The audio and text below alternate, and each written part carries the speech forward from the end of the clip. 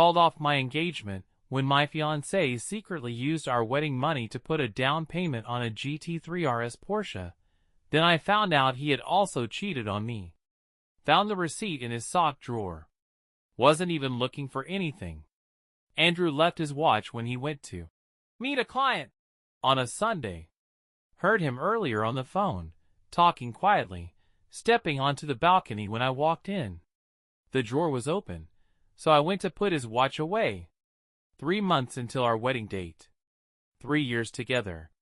Weekends spent touring venues, tasting cakes, planning our future. My mom already bought her dress. Sat on our bed for 2 hours holding that paper. $70,000. The venue deposit. The honeymoon. Our starting funds. Gone. Andrew came home. Saw me with the receipt. His face went white. Couldn't even talk. Just held up the paper. He started explaining fast. The Porsche was an investment. Limited edition models increase in value. He'd double our money in a few years. It was smart. A surprise. A gift. Each excuse fell flat.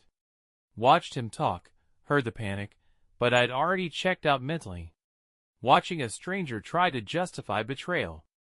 I'd given up a promotion that required moving. He'd pushed to combine our finances 6 months ago. I'd saved every extra dollar for our wedding while he shopped for sports cars. Slept in the spare room that night. Called my boss next morning about the position I'd turned down. It was filled, but something similar was opening next month. Took it immediately. Andrew blew up my phone. Left voicemails. Texts. Sent flowers to work with a note promising to return the car. Deleted everything without reading. Gave the flowers back to the delivery person. Stayed at my sister's when he was home. Packed when he was at work. A week went by. Still hadn't said it out loud. Weddings canceled. Saying it would make it real. Mom called daily about my cold feet. Venue coordinator emailed about final payments. Then the credit card statement came. Opened it because both our names were on it. Balance, $24,893. Charges I didn't recognize. Restaurants I never went to. Vegas hotel from when Andrew was supposedly fishing with friends. 3 jewelry store charges. Flight to Miami. None of it mine. Second card was worse. Maxed at $18,500. Third card, one I didn't know about, showed $32,000. Spread the statements across my sister's kitchen table. $70,000 for the car. Over $75,000 in credit card debt. Hidden. Lies. Made coffee. Watched rain on the window. My reflection looked empty. Thought about 5 years building my credit after college. The satisfaction of paying off student loans. How carefully I'd saved. Got a different text from Andrew. Facing some financial issues. Need to talk. Please come home. Financial issues. Like it just happened to him. Not his choices, his lies, his complete disregard for our future.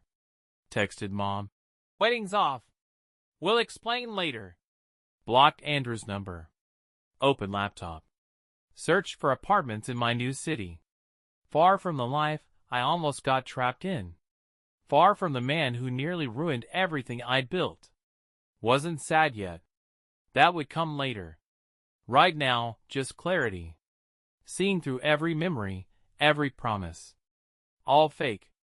3 weeks after finding the receipt, moved into a temporary studio apartment. Bare walls. Mattress on the floor. Single suitcase of clothes. Felt more like home than anywhere I'd lived with Andrew. Blocked his number, but he found ways around it. New numbers. Email accounts. Even sent his mother to my sister's place. Ignored them all. Contacted the credit card companies. Discovered most cards were opened in both our names without my knowledge. His signature and mine. Except mine was forged. Stared at the photocopied applications. The handwriting wasn't even close to mine. Filed fraud reports. Contacted a lawyer. Started the process of untangling myself from Andrew's financial mess. Each step made me angrier. Not just the betrayal, but the planning. The calculation. The months of deliberate deception while I planned our wedding. My sister helped me cancel vendors. Lost most deposits. Told close friends and family the bare minimum. Weddings off, relationships over, please respect my privacy. Most did. Some demanded explanations. Cut those people off too. New job started next month. Spent days and a daze mechanically preparing. Updated resume. Bought new work clothes from a discount store. Practiced interview answers in the mirror. Robotic. Functioning without feeling. Then Jennifer called. Andrew's ex-girlfriend from college. Hadn't spoken to her in years. Didn't even know she had my number. "I know about the Porsche," she said. "And I know about worse." Wanted to hang up. Didn't need more drama. But something in her voice stopped me. Something familiar. Pain like mine.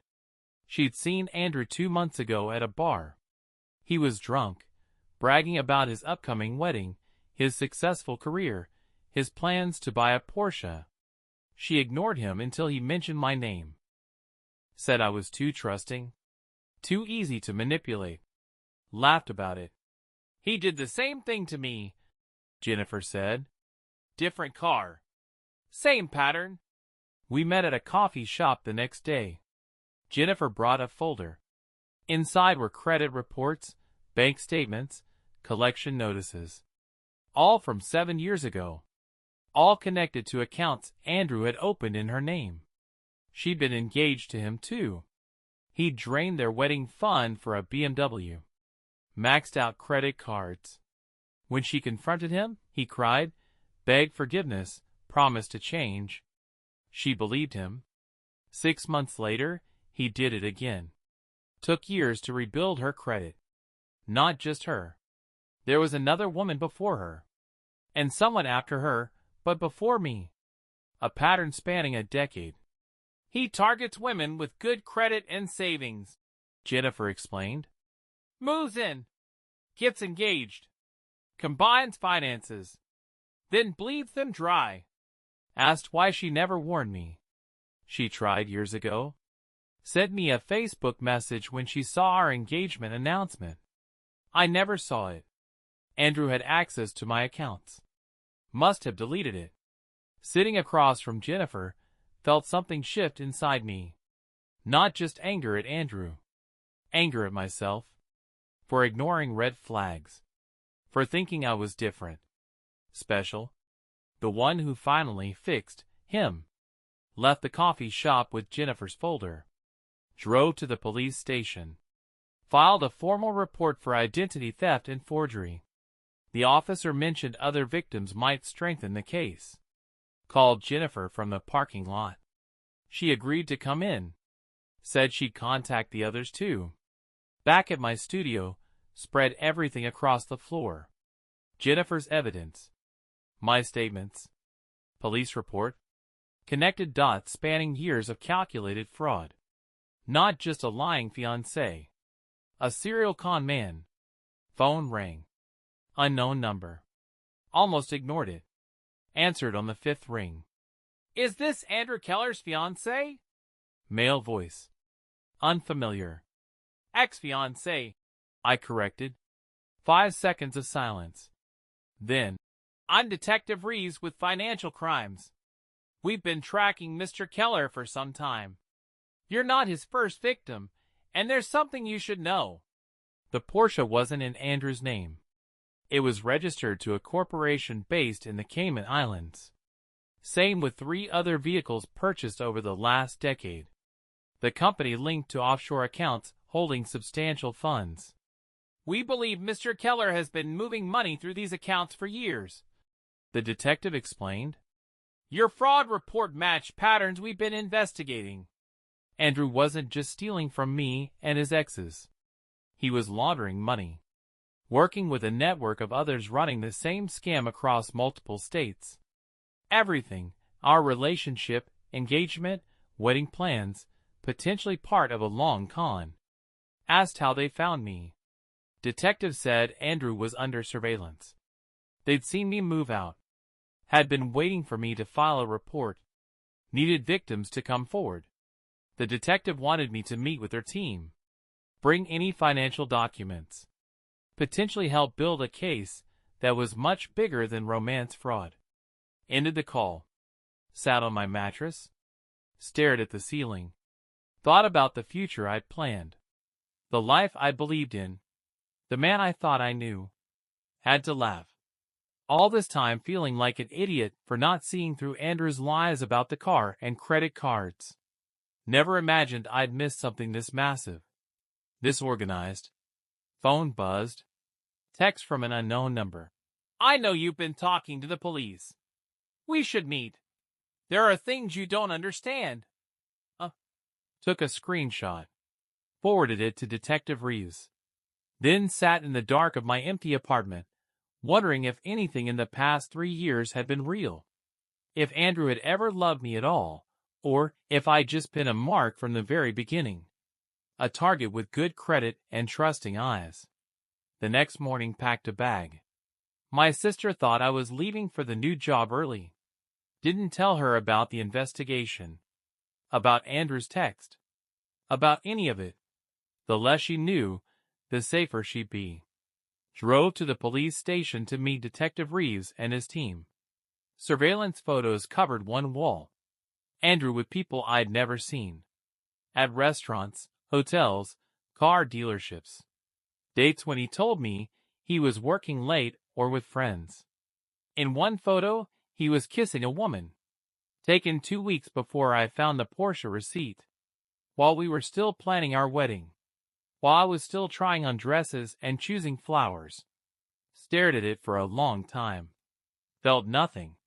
The man in that photo was a stranger. Detective Reeves set me up in a hotel under a false name. 3 days of interviews. Signing statements. Identifying photos of Andrew with people I'd never met. Some faces I recognized from parties or work events where they'd been introduced as clients or colleagues. All part of the network. Learned Andrew targeted me specifically. My job in financial services gave him access to contacts, information. I wasn't random. I was strategic. The investigation had been running 18 months. 7 other women across 3 states had similar stories. Engagement. Combined finances. Sudden large purchases. Forged signatures. Identity theft. The money wasn't just for luxury cars and designer watches. It filtered through shell companies, offshore accounts. Millions moving through a system built on romance and betrayal. Andrew's network had a pattern. Find women with good credit, solid careers, no family money problems. Women who wouldn't need to check joint accounts often. Women who trusted. I fit the profile perfectly. 6th day in the hotel, staring at the ceiling, when Detective Reeves called. They wanted me to contact Andrew. Set up a meeting. Wear a wire. Help them gather evidence directly from him. Said no immediately. Wasn't risking my safety. Had given them statements, documents, everything I had. That was enough. Reeves pushed. Without direct evidence from Andrew or his associates, the case might not be strong enough. Might only get him on identity theft fraud. Not the larger operation.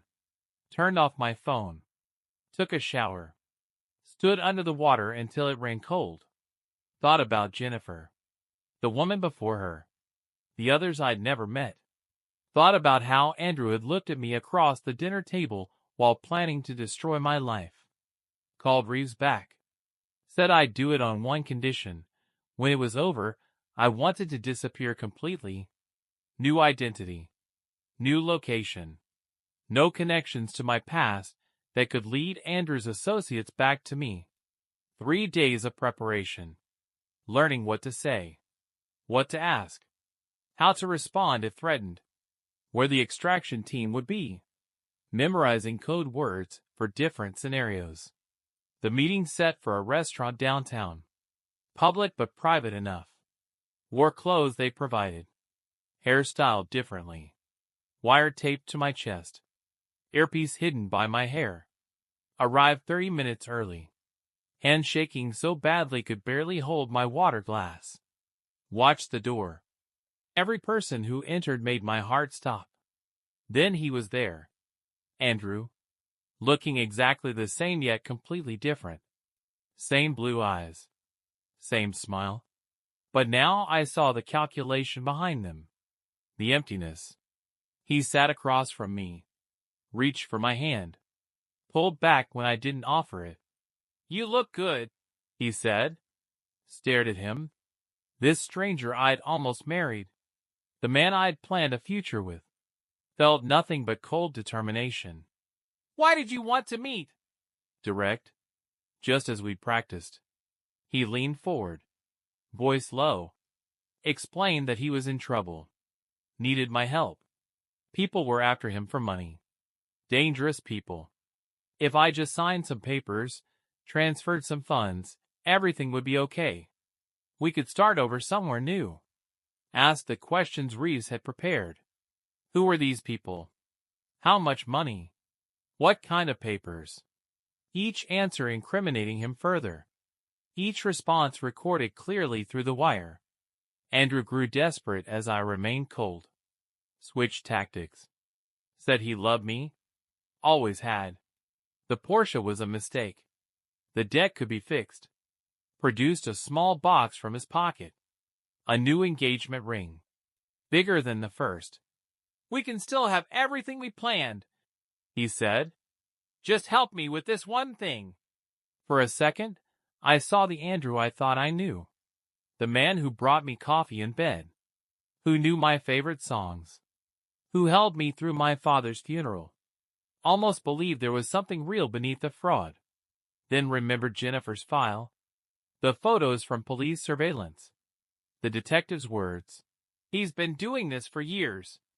Asked him directly. "How many others were there before me?" His face changed. Mask slipped for just a second. Saw the real Andrew. Cold.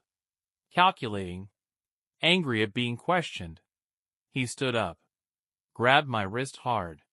Voice completely different now. "You've been talking to them, haven't you? You stupid bitch." The extraction team moved in. 3 plainclothes officers. So fast Andrew didn't have time to react. Handcuffs. Rights read. Led out past stunned diners. Sat alone at the table. Hand shaking again.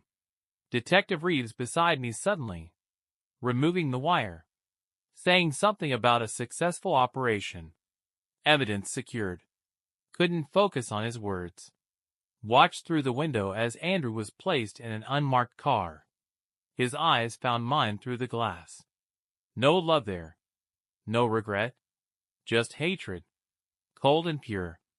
3 months later, new city. New name. New job arranged through witness protection. Small apartment with furniture I picked myself. No joint accounts. No shared passwords. No relationship. Andrew pleaded guilty to multiple charges. 15 years minimum. His network mostly caught. Some still at large. Hence my new identity. My sister's the only one who knows where I am. Talks to our mother on my behalf.